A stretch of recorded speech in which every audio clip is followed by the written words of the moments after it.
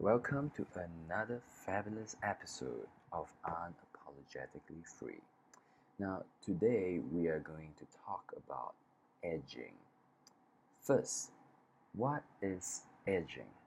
Now, very simply put, edging just means that you continue watching the source of stimulation, in this case, pornography, and instead of reaching climax, you simply keep on edging, bringing yourself to the point of near climax but yet not climaxing, and allowing the dopamine in your brain to keep on flooding the receptors over and over and over again.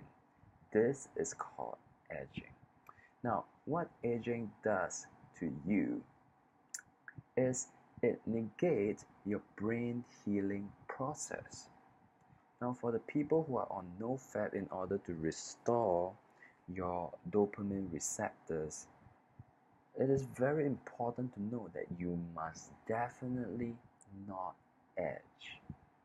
By edging, you in fact worsen your addiction to pornography even if you do not reach the point of climax. Now, there's a difference between brain healing and semen retention, and this is explained by me in the video that I will put in the description box below if you are interested. Brain healing, on one hand, has to do with how your brain registers information.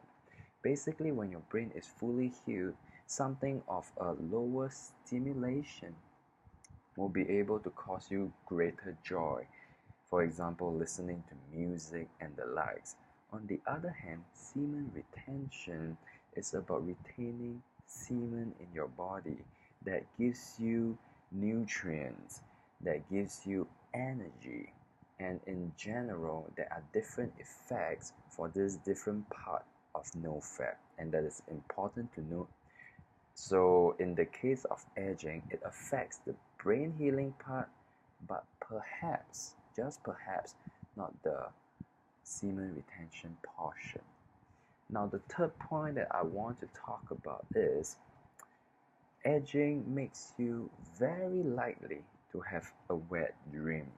Now, this is the part where edging actually affects your semen retention portion of no-fap. What do I mean?